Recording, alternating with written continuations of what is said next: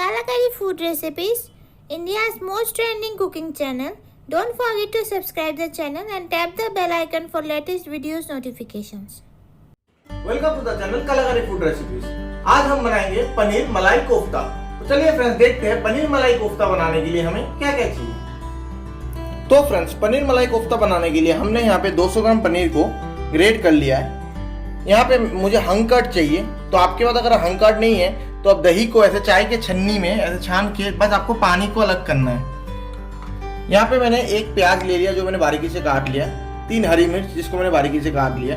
यहाँ पे मैंने होल गरम मसाला लिया है जैसे तेज पत्ता, लौंग, काली मिर्च, 2 इलायची और दालचीनी। यहाँ पे मैंने थोड़ी मलाई ली है, ये जिंजर गार्लिक पेस्ट, जीरा धनिया पाउडर, कश्मीरी लाल मिर्च, नमक जो हम स्वाद अनुसार डालेंगे और हल्दी। तो चलिए फ्रेंड्स पहले हम मलाई कोफ्ता का पनीर कोफ्ता का जो पनीर है वो पनीर कोफ्ता बनाएंगे। तो फ्रेंड्स जो ग्रेटेड पनीर था वो मैंने एक मिक्सिंग बाउल में ले लिया। इस पे अब जाएगा थोड़ा सा हल्दी पाउडर, थोड़ा सा कश्मीरी लाल मिर्च पाउडर, थोड़ा सा नमक, थोड़ा सा जीरा धनिया पाउडर और थोड़ा सा मैं इसमें डाल देता हूँ जो हरी मिर्च मैंने काटा था। और मैंने हाथ अपने अच्छे से धो लिए और इसको मैं अच्छे से इसमें बना लूँगा और इसके मैं छोटे छोटे करके इसका अच्छा एक डो बना के इसका छोटे छोटे मैं कोफ्ता बना लूँगा।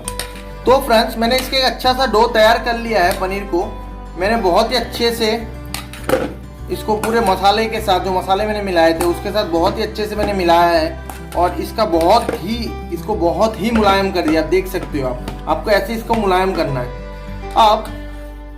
अब मैं क्या करूँगा, मैं आपको एक चीज़ दिखाना भूल गया था स्टार्टिंग में कि मुझे थोड़ा सा मैदा भी चाहिए बाइंडिंग के लिए। ये कोफ्ता जो मैं बनाऊंगा उस कोफ्ता की बाइंडिंग के लिए। तो मैंने जैसे यहाँ पे थोड़ा सा पनीर लिया है, यहाँ से पनीर की डो जो बनाया था और इसको मैं ऐसे ही राउंड कर लूंगा और इसको ऐसे मैदे में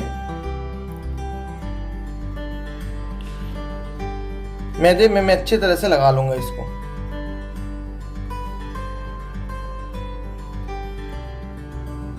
और ये मेरा पहला कोफ्ता बनके तैयार है।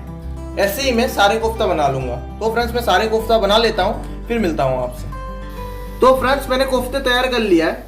200 ग्राम पनीर से मेरे यहाँ पे 5 कोफ्ते तैयार हो गया है। तो अब मैं इस कोफ्ते को फ्राई कर लूंगा। तो ये मैंने कढ़ाई में ये रिफाइंड ऑयल चढ़ा दिया है। अब इस कोफ्ते को, ये मेरा तेल गरम भी हो चुका है। अब मैंने जो कोफ्ता बनाया कोफ्ते को एक एक करके इसमें छोड़ दूंगा और इसको मैं फ्राई कर लूंगा। आपको हल्के हाथों से फ्राई करना है इसको।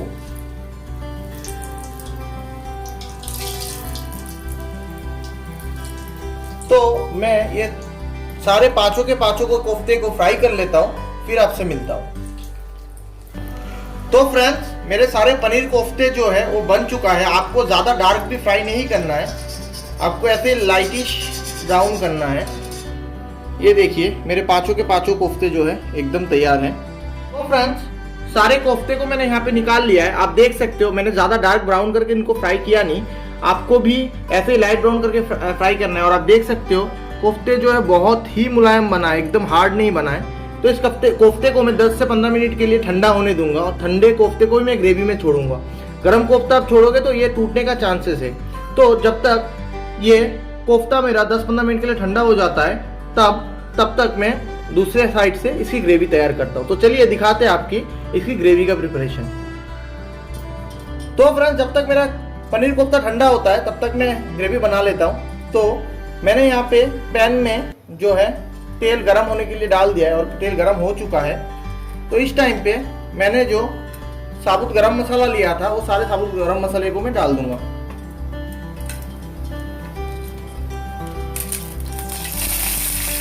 और इसको थोड़ा मैं फ्राई कर लूंगा। और मैंने जो प्याज लिया था और थोड़ा सा मैंने हरी मिर्च जो काटा था वो भी बचा लिया था, तो सारे इसमें डाल दूंगा।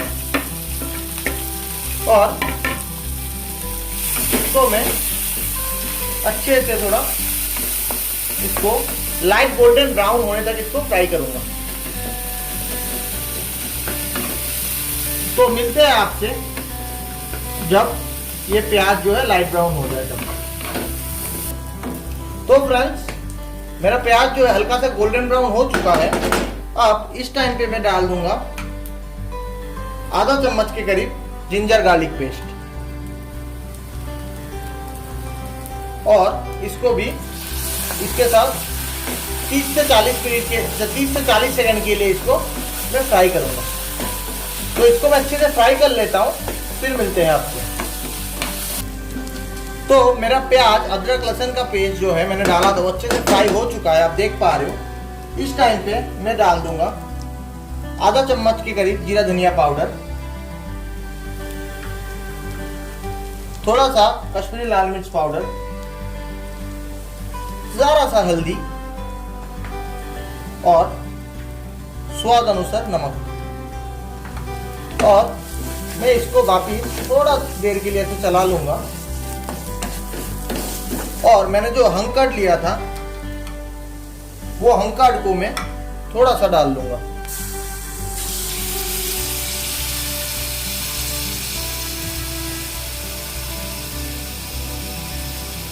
और ये हंकड़ को भी इसको अच्छे से मिला लूंगा। और याद है फ्रेंड्स, दही डालने के बाद आपको कम से कम 1 से 1.5 मिनट तक इसको जो कड़छी है वो कड़छी को ऐसे ही नॉन स्टॉप चलाना होगा, जिससे आपकी दही जो है वो दही ना फटे। और जब आप दही डालते हो, और एक चीज, जब आप दही डालते हो आपका जो फ्लेम है वो फ्लेम बिल्कुल लो पे ही रहना चाहिए। और मैं ऐसे ही 1 से 1.5 मिनट के लिए कच्ची चलाता रहूंगा, वरना मेरा दही जो है वो दही फट जाएगा। तो फ्रेंड्स, जैसे आप देख पा रहे हो पिछले 1-1.5 मिनट से मैं जो है ये मेरा कच्ची को चला ही रहा था, जिससे दही ना फटे। और आप देख सकते हो दही फटा भी नहीं है। और आप भी याद रखना, आप सिर्फ ये रेसिपी नहीं, कोई भी रेसिपी दही से बनाओ तो ऐसे ही दही तुरंत डालने के बाद फ्लेम को कम कर दीजिएगा और कच्ची चलाते रहिएगा। तो इसलिए ही आप रेगुलर कलाकारी फूड रेसिपीज के वीडियोस को फॉलो करते रहिए, क्योंकि हर वीडियोस में हम कुछ ना कुछ कुकिंग से रिलेटेड ऐसे छोटे मोटे टिप्स देते रहते हैं। तो अब मेरा 1-1.5 मिनट हो चुका है। अब मैं गैस के फ्लेम को हल्का सा बढ़ा दूंगा और इसमें अब मैं पानी ऐड कर दूंगा।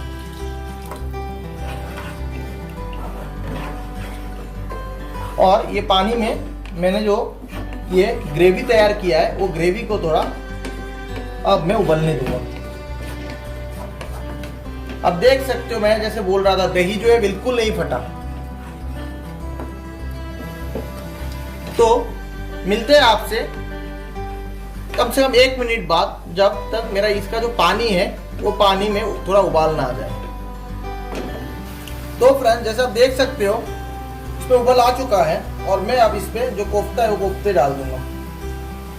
कोफ्ते डालने के टाइम बहुत सावधानी बरतिएगा, नहीं तो ये कोफ्ते आपके टूट सकते हैं।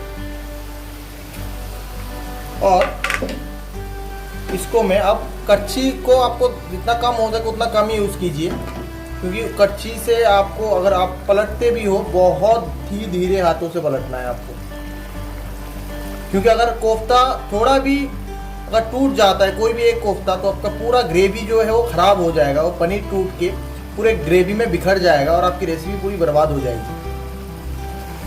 अब ऐसे ही इसको 30 सेकंड के लिए मैं होने दूंगा। तो चलिए मिलते हैं 30 सेकंड बाद। अब मेरा 30 सेकंड हो चुका है और इस टाइम पे मैंने जो मलाई लिया था वो मलाई में डाल दूंगा। और मैं जो है अब देखिए आप कितना बढ़िया कलर आया है, आप देख सकते हो। अब वापिस से मैं 20 से 30 सेकंड के लिए वापिस से इसको होने दूंगा। तो फ्रेंड्स, मेरा जो है पनीर मलाई कोफ्ता बनके तैयार है। अब इस टाइम पे मैं जो है फ्लेम को मेरा ऑफ कर दूंगा। और मैं स्टार्टिंग में एक चीज़ और बोलना आपको भूल गया, और अब बंद करने के बाद मैं इसमें थोड़ा सा जो है कसूरी मेथी को, तो कसूरी मेथी के ड्राई पत्ते आते हैं, वो पत्ते को मैं थोड़ा सा क्रश करके इस पे थोड़ा डाल दूंगा। तो अब मैं इसको एक कटोरी में निकाल लेता हूं और फिर आपको दिखाते हैं। तो फ्रेंड्स, बनके तैयार है मेरा पनीर मलाई कोफ्ता। अगर ये रेसिपी आपको पसंद आया तो आप जरूर इसको घर पे एक बार ट्राई तो पक्का कीजिएगा। और जैसे मैं आज इसको लच्छा पराठे के साथ खाने वाला हूँ, तो आप भी इसको लच्छा पराठे के साथ ट्राई कर सकते हो, इसको नान के साथ ट्राई कर सकते हो, इसको रोटी के साथ ट्राई कर सकते हो, इसको इवन क्या पुलाव के साथ भी ट्राई कर सकते हो। और अभी लॉकडाउन भी है, आपके घर के परिवार के सारे सदस्य आपके साथ भी होंगे, तो आप ये बनाइए, सब मिलके खाइए और ये बहुत बढ़िया लगेगा आपको। तो फ्रेंड्स, ये रहा हमारा पनीर मलाई कोफ्ता। अगर ये रेसिपी आपको पसंद आया तो नीचे फट से लाइक और कमेंट कर दीजिएगा और आपके फ्रेंड्स के साथ भी ये रेसिपी जो है पक्का शेयर कीजिएगा। और अभी तक हमारे चैनल को सब्सक्राइब नहीं किया तो सब्सक्राइब भी जरूर कीजिएगा और रोजाना हमारे चैनल्स को देखते रहिएगा। और साथ में जो बेल आइकन है, इस बेल आइकन को भी दबा दीजिएगा, जिससे ऐसे ही दिलचस्प रेसिपी कभी भी हम अपलोड करें तो आपको सबसे पहले और तुरंत उसकी नोटिफिकेशन मिले। Thank you.